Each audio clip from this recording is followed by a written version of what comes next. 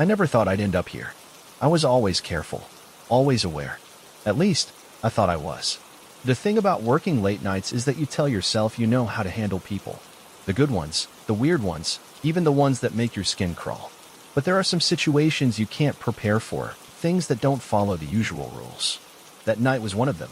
I had been working as a late-night driver for over 3 years. The money was better after dark, and I preferred the empty streets. Sure, you'd get the occasional drunk or someone who gave you a bad feeling, but I knew how to handle it. Or at least, I thought I did. It started off like any other shift. The air was thick with humidity, and my car, a 2010 Honda Accord that had seen better days, rumbled faintly as I idled near an empty gas station. The streets were quiet. Too quiet. I don't know how to explain it, but something felt wrong. Like the city was holding its breath. Then the request came in. A pickup near an all-night diner just a few blocks away. The name on the screen was Daniel, no last name. I almost ignored it. There was no profile picture, no rating. Just a name. But I had bills to pay, and a ride was a ride. I pulled up to the diner's parking lot, scanning for my passenger. At first, I didn't see anyone. Then, just as I was about to cancel, I spotted him. He was standing near the edge of the lot, half hidden in the shadows. Something about the way he stood made me uneasy, rigid, unnatural, like he was frozen mid-thought. He was tall, wearing a black hoodie that sagged over his thin frame, the hood pulled low enough that I couldn't make out his face. He didn't move until I unlocked the doors. Even then, he didn't rush over. He walked slowly, deliberately, like he was considering something. I forced myself to stay calm, gripping the wheel tighter as he slid into the back seat. The door shut with a quiet click. I cleared my throat. "Hey, Daniel, right?" No response. I glanced at him in the rearview mirror. He was staring straight ahead, not at me, not at his phone, just at the dashboard, like he was deep in thought. His fingers drummed against his knee, tapping out a slow, erratic rhythm.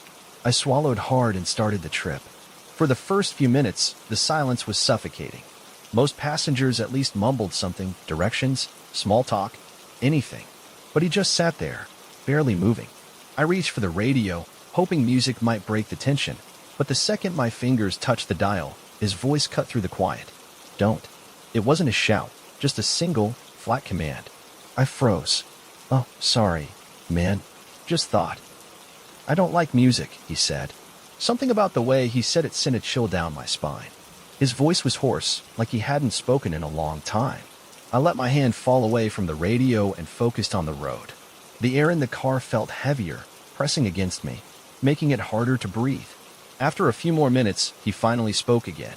"Do you ever wonder," he said, "how many people disappear on nights like this?" I forced out a nervous laugh. "Can't say I've thought about it." He leaned forward slightly, and for the first time, I caught a glimpse of his face in the mirror. His skin was pale, almost sickly, and his eyes didn't blink. Just dark, hollow pits staring at me, unblinking, unreadable. "A lot," he said. "More than you'd think." A shiver crawled up my spine. I focused on the GPS, trying to ignore the way my hands were gripping the wheel a little too tightly. I shouldn't have taken this ride. Something was very, very wrong. The air grew colder. I checked the vents, but the AC wasn't on. My breath hitched as I realized I could see it. My breath. Like it was suddenly winter inside the car. That's when I saw it. His reflection in the rearview mirror. No, not his reflection. Something beside him. A shape, dark and shifting, sitting right next to him in the back seat. I didn't turn around. I couldn't. My knuckles turned white against the steering wheel as I forced myself to keep my eyes on the road. The GPS said we were 5 minutes away from the drop-off. Just 5 more minutes. And then, as if he could hear my thoughts, he leaned forward and whispered, "You're going the wrong way." I swallowed hard. "No, man, this is the route the GPS gave me." He tilted his head. "I think you should turn left up here." I glanced at the screen. There was no left turn, just an empty stretch of road leading into the trees. I gripped the wheel tighter. "Sorry, man, I gotta follow the route." For the first time since getting into my car, he smiled. And that's when I saw it. His teeth were wrong. Too many. Too sharp. Something in my brain screamed at me to get out, get out, get out. But before I could react, his voice dropped to a whisper, barely audible over the hum of the engine. "You're not going to make it." My blood turned ice. The road stretched ahead of me, dark and empty. And then my headlights flickered, just for a second. But when they came back on, the road was gone. And so was Daniel. My foot slammed on the brakes, tires screeching as the car skidded to a stop. My hands were locked onto the wheel, breath coming in short, ragged gasps. The road ahead gone, just blackness, stretching endlessly, swallowing the world beyond my headlights. And the back seat? Empty. No door opening, no footsteps, nothing. Just gone. I swallowed hard, my heart hammering in my chest. The silence was suffocating, heavier than the stillness of an abandoned house. I forced myself to check the rearview mirror, half expecting to see him sitting there, smiling. Nothing. My hands trembled as I reached for my phone, fingers fumbling to refresh the GPS. The app glitched, the blue route line twisting and distorting like it was alive. A message flashed across the screen in a language I didn't understand.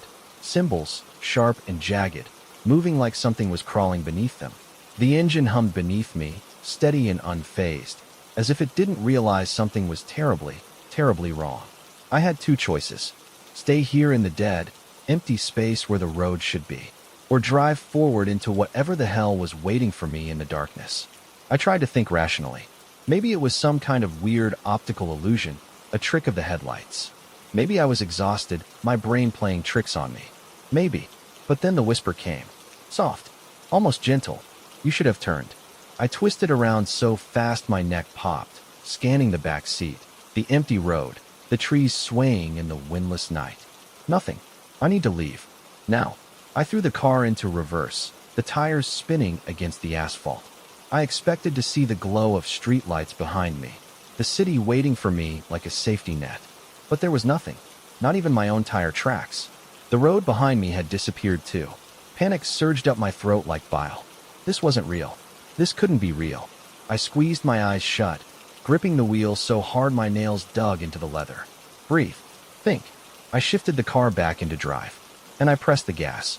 The car lurched forward into the abyss, headlights cutting through the unnatural black.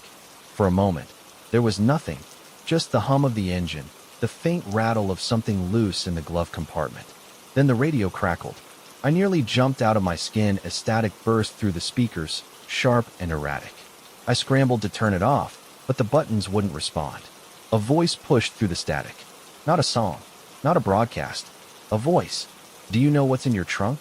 My stomach plummeted. I didn't move, didn't blink. I reached for the mirror, hesitant, already knowing I didn't want to see. But I had to look. I adjusted the angle. For a split second, I saw nothing but the reflection of my own headlights. Then, a hand, pale, twitching, fingers dragging against the inside of the trunk. I slammed the brakes again, throwing the car into park. My pulse roared in my ears as I sat frozen, staring at the trunk in the mirror. No. That didn't make sense. I hadn't put anything in there.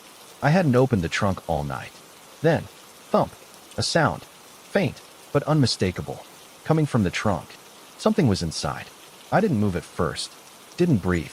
I sat in my car, parked in the middle of a road that no longer existed, staring at my rearview mirror, waiting for another thump. And then, knuckles against metal. Tap, tap, tap, like someone knocking. I gritted my teeth, forcing my shaking hands to reach for the door handle. I had to check. I had to know. The moment my feet hit the pavement, the air changed. It was colder now. Not like a winter night.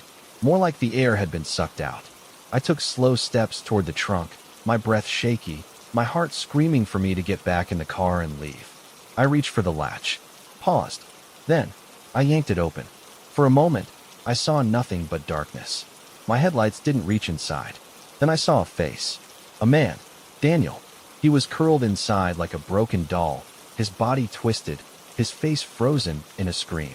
His hands were mangled, fingers bent backward at impossible angles. His eyes were wide open, but he wasn't looking at me. He was looking past me. I felt the breath on my neck before I heard the whisper. Told you. I spun around, but there was no one there. The road was gone. The trees were gone. I was standing in nothing. Just empty, swallowing black. The last thing I saw was Daniel's mouth moving. Not screaming. Not gasping. Mouthing words. Behind you. And then the trunk slammed shut. The next thing I remember is waking up in my car, parked outside my apartment. The clock on the dashboard blinked 4 a.m. The trunk was empty. The road back home was normal again. Like nothing had happened. Like none of it was real. But when I checked my phone, there was a single notification. Ride completed. Drop-off location, unknown. And beneath that, a review. 5 stars. You made it this time. Story 2. I never planned to be out that late. The thing about gas stations at night is that they feel different. The buzzing of fluorescent lights overhead, the hum of the refrigerators, the occasional scrape of a shoe against linoleum. It's familiar, but not safe. It's like the world is stretching itself thin at the edges, and if you're not careful, you might slip through. I was standing at the register, counting out change, when the feeling hit me. The one that makes the hairs on the back of your neck rise. The one that tells you something is wrong. I should have listened to it. The clerk, a guy in his 40s with tired eyes, handed me my receipt without a word. I took my bag, just a 6-pack and some chips, then stepped out into the night. The air was thick, humid, the kind of summer heat that clings to your skin even after the sun goes down. My car was parked at the far end of the lot, near the edge of the woods. It wasn't ideal, but the place had been busy when I pulled in. Now it was empty. I walked toward my car, the pavement warm beneath my sneakers. My keys were already in my hand, my thumb pressing the unlock button out of habit. Then I saw him, a man standing at the tree line, just barely visible in the dim glow of the parking lot lights. He wasn't moving, just standing there, watching. I stopped, my pulse spiking. My car was only a few feet away, but something about the way he stood there, still, too still, made my stomach tighten. His posture wasn't right. His head tilted slightly to the side, like he was listening to something I couldn't hear. I turned away quickly, gripping my keys tighter as I reached for the driver's side handle. I wasn't fast enough. A voice, smooth and too calm, cut through the night. Need help with something? I turned before I could stop myself. The man was closer now. Too close. I hadn't heard him move. 1 second, he had been standing at the tree line. Now he was right at the edge of the parking lot, the dim light revealing sharp cheekbones, hollow eyes, and a thin-lipped smile. I forced myself to stay calm. No, I'm good. I pulled the car door open, but he took a step closer. You sure? His voice was soft. Too soft. You look like you might need some help. I got in and slammed the door shut, locking it before my fingers even hit the ignition. The man just stood there, that eerie smile still plastered on his face. Then he raised his hand. For a second, I thought he was waving. Then I realized he was pointing. At my back seat. My stomach dropped. I didn't turn around. I couldn't. Instead, I threw the car into reverse, tires screeching as I peeled out of the parking lot. My hands were white-knuckled on the wheel, my breath coming in ragged gasps. I didn't stop until I was miles away, parked outside my apartment, my hands still shaking. I turned, finally, to check the back seat. Empty, but there was something on the seat. Something that hadn't been there before. A Polaroid. My fingers trembled as I picked it up. The image was dark, grainy, but I could still make out the subject. Me, sitting in my car, taken from the back seat. And in the corner of the photo, barely visible, a shadow. Not mine. I couldn't breathe. My fingers shook as I held the Polaroid, my mind racing to make sense of it. It had to be a joke, some elaborate prank. But I knew, that was impossible. Because I had been alone. Hadn't I? I forced myself to scan the back seat again. My eyes darted over every inch, every shadow, every empty space where someone could have been. But there was nothing. Just a few crumpled receipts and an old sweatshirt I had tossed back there days ago. No one. But the photo said otherwise. My hands were slick with sweat as I flipped it over. My heart slammed against my ribs when I saw the writing scrawled on the back in red ink, uneven and jagged, like it had been written by someone whose hands wouldn't stop shaking. I was here. I dropped the photo like it burned. It fluttered down to the floorboard, landing face up, my own frozen expression staring back at me. This wasn't real. It couldn't be real. I swallowed hard and forced myself to take deep, steadying breaths. I needed to think. I needed to move. Sitting here, parked in the dark, staring at a photo I couldn't explain, that wasn't helping me. I reached for my phone, my fingers still trembling as I went to my recent calls. I hesitated. Who was I going to call? The police? What would I even say? Hey, I think someone broke into my car, but they didn't steal anything. They just took a picture of me and left it behind. No, that wouldn't get me anywhere. I shook my head and shoved my phone back into my pocket. I needed sleep. That was it. My brain was fried, running on fumes after a long shift. Maybe I had dropped that photo in the backseat myself, somehow. Maybe I had taken it and just forgotten. That had to be it. I grabbed the Polaroid off the floor and shoved it into the glove compartment, slamming it shut like I could lock away the unease twisting in my gut. Then, without another glance at the back seat, I put the car in drive and headed home. I should have checked the locks. I should have checked the closet. I woke up to a noise. Soft. Just loud enough to pull me out of my restless sleep. I blinked, groggy. The room still half dark. My bedside clock glowed 3:17 a.m. I lay still, listening. At first, I thought I had imagined it. Maybe the apartment above mine. Maybe the building settling. Then I heard it again. A shuffle. From inside my apartment. A slow, deliberate movement, like someone trying not to wake me up. My blood turned ice. I wasn't alone. I stayed frozen, my breath shallow, my ears straining. The sound was coming from my closet. I tried to think, tried to remember if I had locked the door before going to bed. I was sure I had. But that didn't matter now, because someone was inside. I forced myself to move. Slowly, carefully, I slid my hand under my pillow where I kept my pocket knife. Not much, but enough. The air felt thick, heavy, like the room itself was holding its breath. I gripped the knife and sat up. The closet door was cracked open, just enough to see a sliver of darkness between the frame. I hadn't left it open. I knew that for a fact. I reached for my phone with my free hand, my fingers brushing against the cool screen. Then, the closet door creaked. Just an inch. Just enough for my stomach to drop. I couldn't see anything inside. Just blackness. I had two choices. Run, or face whatever was in there. I chose the second. With a deep breath, I flicked on the bedside lamp and stood. My knife clenched so tight my knuckles ached. I took slow steps toward the closet, my pulse pounding in my ears. The air was ice cold. I reached out and grabbed the handle. Held it. Then, before I could change my mind, I yanked the door open. The closet was empty. My breath left me in a shaky rush, my body sagging with relief. Nothing. No intruder, no shadowy figure waiting in the dark. Just my own clothes hanging limply on their hangers, swaying slightly from the sudden movement. I let out a nervous laugh, running a hand over my face. Jesus. I was losing it. I turned and nearly screamed, because my bed was occupied. A person sat on the edge, their back to me, their posture eerily still. I hadn't heard them move. I hadn't heard them at all. My throat went dry. My grip on the knife tightened. Who? The person twitched. Then, slowly, they turned their head. I saw the side of their face first, then their eyes, their face. It was me, sitting on my own bed, smiling, my vision blurred. My stomach turned inside out. I stumbled back against the closet door, shaking my head, whispering, "No, no, no, no." The other me tilted its head. Its grin widened, teeth too sharp, eyes too hollow. It laughed, and then I blinked, and it was gone. Just my empty bed, the sheets crumpled like no one had ever been there at all. But the sound of its laughter still echoed in my ears. I stood there for what felt like forever, unable to move, unable to breathe. Then, slowly, my phone buzzed in my hand. A notification. A new photo. From an unknown number. I swallowed hard and tapped it open. The image loaded instantly. Me, standing in front of my open closet, taken from my own bed. And beneath the photo, a message. "I like your bed. Mind if I stay?" Story 3. I don't talk about my old house much. Not because I don't remember it. I do.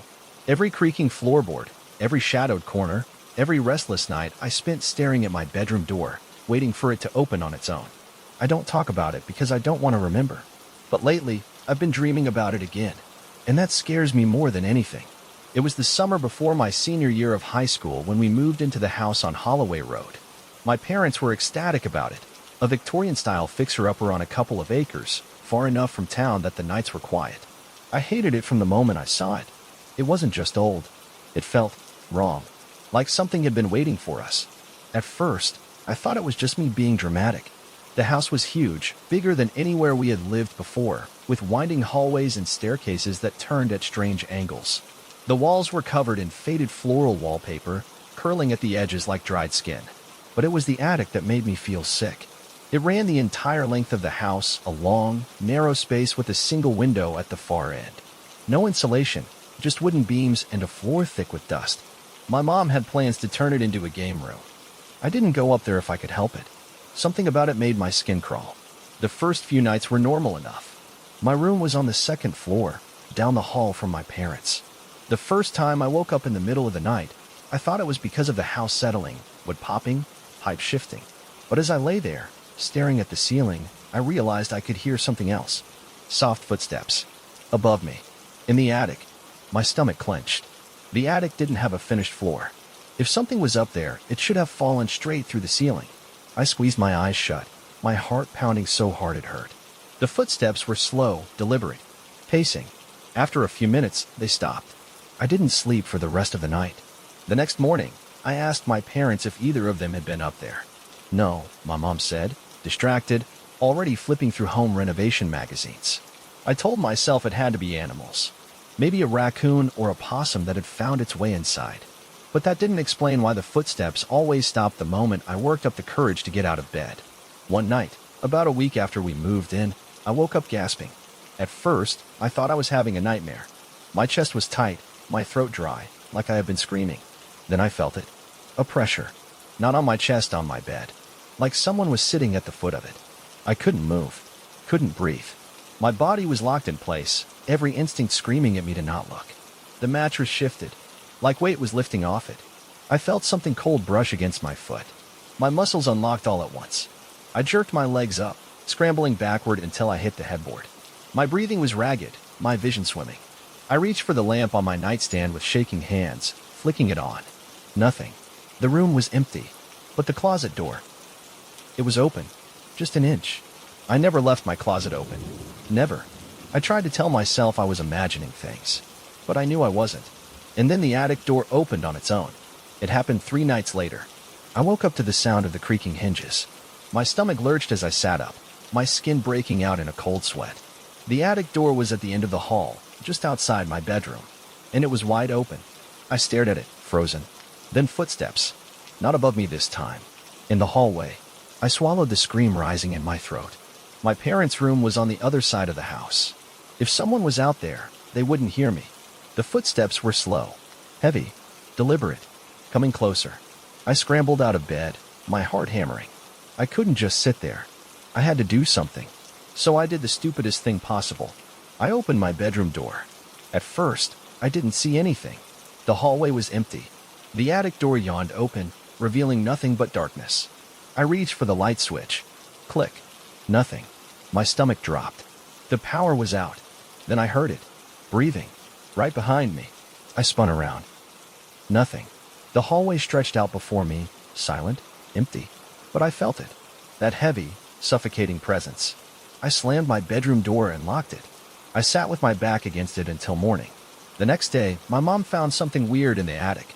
She had been cleaning, trying to clear out the dust and cobwebs, when she found a door. Not the main attic door. A hidden door. It was small, only about 3 feet tall, built into the farthest wall. The handle was rusted, the wood warped with age. My mom thought it was cute. She pried it open. Inside, there was only one thing. A chair. A small wooden chair, facing the wall. Like someone had been sitting there, waiting. That night, I dreamed about the attic. In the dream, I was standing in front of the hidden door. It was open. The chair was empty. But I knew someone had just been sitting there. The air was cold, damp. I could hear breathing. Then, slowly, I turned around. There was a man standing in the attic. Except he wasn't really a man. His limbs were too long. His face was blurred, like something was wrong with my vision. His body was hunched, fingers curled around the edges of the wooden beams, nails scraping against the old wood. He wasn't moving, but he was looking at me. I tried to run. My legs wouldn't move. He started walking toward me, his footsteps too slow, deliberate, pacing, like he had been doing every night. Then, finally, he spoke. His voice was wrong, scratchy, broken, like it hadn't been used in years. And he only said one word. Stay. I woke up gasping. My room was dark, but something wasn't right. The air felt thick. Wrong. I turned over, and someone was sitting in the chair in my bedroom. The chair had been empty when I went to bed. I was sure of it. But now, as I lay frozen in the darkness, I could see them sitting there. The shape was barely visible in the dim glow from the window, a hunched figure, its back to me, its head tilted slightly to the side like it was listening. I couldn't move. My breath hitched in my throat, every nerve in my body screaming at me to not make a sound. The house was dead silent. Then, slowly, Agonizingly slowly, it turned its head. Not all the way. Just enough for me to see the edge of its face. And that's when I realized it didn't have one. No features. No mouth, no nose, no eyes. Just smooth, pale skin stretched too tight over a skull that wasn't quite human. My stomach lurched. My fingers twitched against the sheets, every instinct telling me to run. But I couldn't. I was paralyzed, trapped in my own body. My breath coming in short, panicked gasps. The figure didn't move. It just sat there, head tilted, listening. Waiting. For what? I didn't know. And then, the closet door creaked open. I hadn't even realized it was closed. The figure in the chair didn't react. It remained still, unmoving, as the darkness behind the closet door deepened. Something stepped out. I didn't see it at first, only heard it. Soft footsteps. A shape unfolding from the shadows, its limbs too long, too thin. I wanted to scream. I couldn't. The thing from the closet moved toward the chair, and the person sitting in the chair turned to look at it. For the first time, the faceless thing moved. It reached up, touched its own face, and began to tear. I watched in horror as it dug its fingers into its smooth, featureless skin and pulled. The sound was wet, sickening. I wanted to shut my eyes, but I couldn't. It peeled away the flesh like paper, and beneath it was me, my own face, my own horrified expression. The thing in the closet laughed. Not a normal laugh, not a human one. It was distorted, a broken, rattling sound that echoed in the small room, making my skull feel like it was going to split apart. The person in the chair stood. No, not a person. Me. It took a step forward. I felt it move, like my own body had been ripped away from me. It reached out, and for the first time, I could move. I screamed. I threw myself off the bed, scrambling for the door. My legs barely worked, my vision swimming. The laughter twisted into whispers. I didn't stop to listen. I yanked the door open and ran. Down the hall, down the stairs. My heartbeat was a thunderous roar in my ears. I didn't look back. I didn't dare. I ran out of the house, barefoot, not caring about the broken glass on the porch, not caring about the sharp stones in the driveway. I didn't stop running until I reached the road. Only then did I turn around. The house stood in the darkness, silent, still, like nothing had happened. The attic window was open. Something was standing there, looking down at me, and it had my face. I don't remember calling my mom. I don't remember what I told her. All I know is that we were gone by morning. She didn't ask questions when I refused to sleep in that house again.